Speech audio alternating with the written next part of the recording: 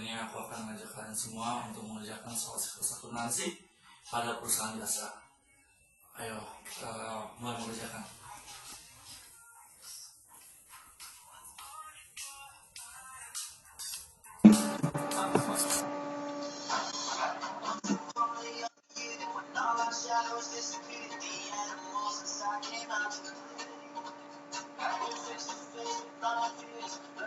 Baiklah,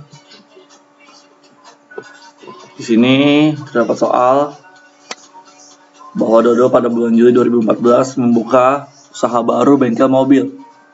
Kemudian pada 1 Juli Dodo dengan modal 25 juta menyetorkan modal ke perusahaannya. Setelah itu tanggal 2 Juli dibayar sewa gedung tempat bengkel dan kantor sebesar 4.200.000. Tanggal 3 Juli dibeli peralatan bengkel 5 juta. Kemudian tanggal 5 Juli dibeli perlengkapan bengkel secara kredit 11-12 juta. Dan tanggal 6 Juli dibayar iklan di radio untuk 10 kali tayang selama bulan Juli sebesar 250.000. 10 Juli mendapatkan pendapatan secara tunai 12 juta. 12 Juli meminjam uang 5 juta dengan bunga 12% per tahun. Tanggal 17 Juli dibeli tambahan perlengkapan bengkel sebesar 500.000 secara tunai. Kemudian tanggal 18 Juli diambil uang tunai untuk keperluan Dodo 500.000. Tanggal 20 Juli dibayar biaya listrik, air, dan telepon sebesar 2 juta. Tanggal 24 Juli pendapatan dari jasa bengkel selama 2 minggu ini 15 juta. Tanggal 26 Juli dibayar gaji karyawan bengkel sebesar 2 juta. Tanggal 28 Juli dikirimkan faktur kepada langganan yang menggunakan jasa bengkel 3 juta. Tanggal 30 Juli diterima uang tunai dari jasa bengkel sebesar 300.000. Kas sebesar 5 juta, perlengkapan 12 juta pada utang usaha karena dia membeli secara kredit. Kemudian pada beban iklan terdapat pembayaran di sana 250.000. Kemudian kas pada pendapatan jasa sebesar 2 juta rupiah, kas pada hutang bank sebesar 5 juta, perlengkapan pada kas 500.000, drive 500.000, beban listrik, air, dan telepon pada kas sebesar 2 juta rupiah, kas pada pendapatan jasa, beban gaji pada kas, hutang pada pendapatan jasa, kemudian kas pada pendapatan jasa.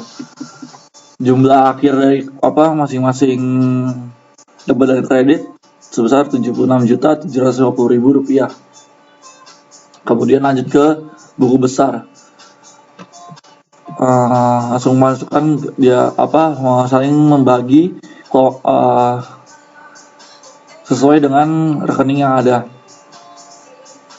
Yang pertama, kas sebagai aktiva lancar yang likuiditasnya paling lancar, yaitu pada tanggal 1 masukkan modal, sewa gedung, peralatan, beban iklan, pendapatan jasa, utang bank, perlengkapan, drive, beban iklan, air, telepon, pendapatan jasa, beban gaji, pendapatan jasa pada tanggal 30. Kemudian piutang saldo akhir 300.000, sewa di muka saldo akhir 4.200.000, perlengkapan saldo akhir 12.500.000, peralatan saldo akhir 5 juta rupiah, utang usaha 12 juta rupiah, utang bank 5 juta rupiah. Kemudian ini masih kosong, utang bunga, utang gaji masih kosong, modal 25 juta, drive 500.000, pendapatan jasa modal saldo akhirnya 20 juta 300. Kemudian beban gaji 2 juta, beban listrik, air, telepon 2 juta, beban iklan 250.000, beban sewa kosong. Dan ini adalah akun-akun yang akan muncul pada saat jurnal penyesuaian nanti. Mari membuat neraca lajurnya. Rekening, neraca saldo, penyesuaian, neraca saldo setelah penyesuaian, laba rugi, neraca.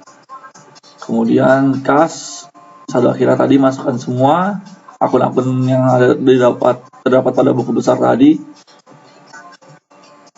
yaitu saldo akhirnya 62.300.000 rupiah. Kemudian masuk pada jurnal penyesuaian, sewa gedung baru berjalan 1 bulan. Cara menghitungnya 1/12 bulan dikali 4.200.000 sama dengan 350.000.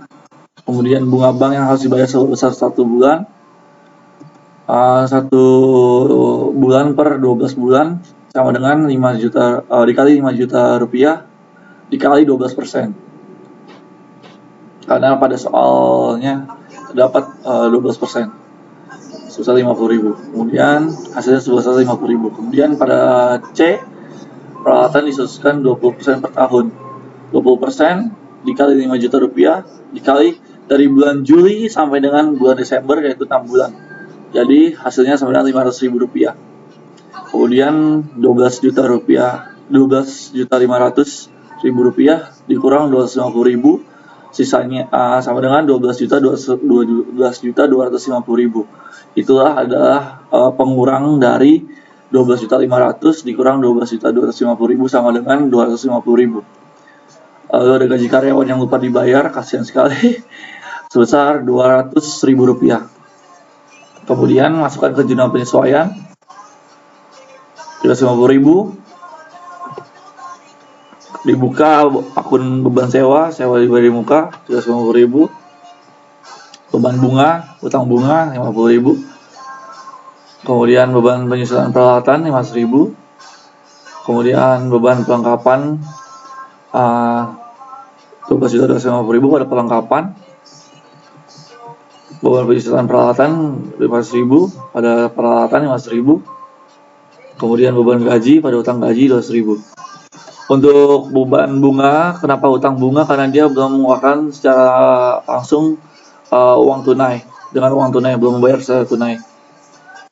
Kemudian beban penyusunan peralatan, kenapa masuk ke peralatan?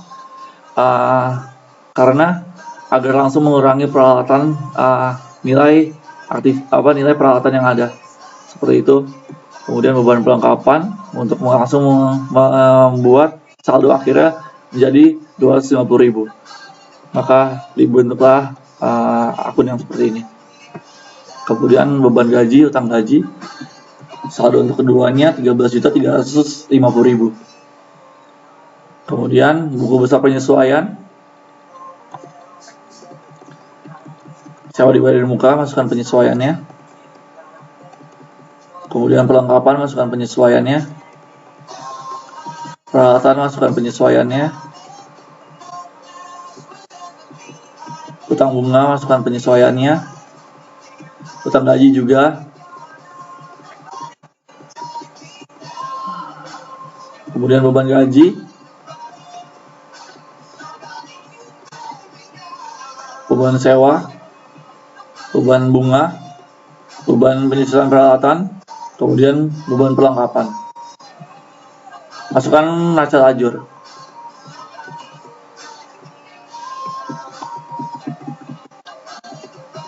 Rp350.000.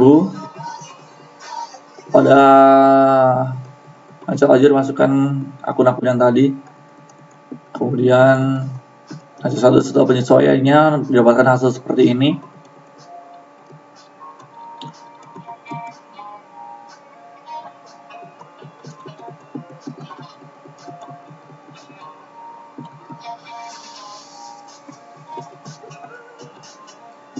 Kemudian untuk laba ruginya, pendapatan, beban hasilnya 17.600.000 untuk bebannya, sementara pendapatannya 20.300.000. Kemudian untuk laba bersihnya 2.700.000. Kemudian untuk neraca, total aktifanya 44.950.000. Total pasifanya 42.250.000. Hasilnya laba bersihnya 2.700.000 dimasukkan ke situ sebagai penyeimbang. Laporan laba rugi, dia mendapatkan hasil yang seperti tadi pada nacah lajur 2.700.000. Kemudian laporan perubahan modal,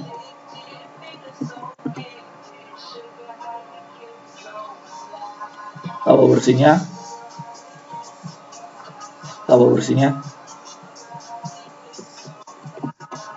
Baik, kemudian neraca kas, buku besar. Lihat di buku besar, apakah sama? Sama. Baik. Apakah neraca lajur juga sama? Sama. Itu 3.800.000. Total aktiva tetap, total aktiva lancar, total aktiva, kemudian pasiva, utang-utang, kemudian modal. Neraca ini mirip-mirip dengan sama dasar akuntansi. Harta sama dengan hutang plus modal. Seperti itu. Kemudian laporan arus kas. Segala bentuk yang menyangkut operasional masukkan ke sini. Pendapatan, kemudian sewa di bagian muka, termasuk beban. Investasi, pembelian peralatan, segala bentuk pembelian harta yang bersifat lama seperti tanah, gedung, nanti dimasukkan ke situ. Kemudian harus pembiayaan, modal, tambang, prive,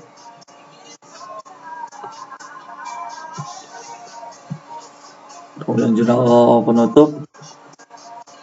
Jurnal penutup dibuat untuk menutup semua akun yang berada pada laporan laba rugi. Ditutup lagi menjadi 0 dan tidak dipakai atau tidak berlangsung tidak ada saldonya pada saat pembukaan periode yang baru, tapi dapat muncul kembali ketika dalam proses pembukuan pada tahun atau periode berikutnya. Seperti itu. Pendapatan jasa tadi didapat di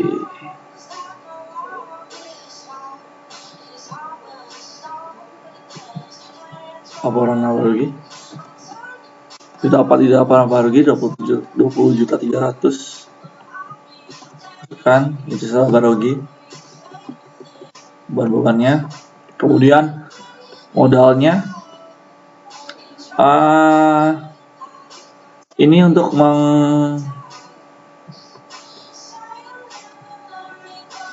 menutup laba atau kerugian yang ada pada periode yang akan ditutup ini. Seperti itu.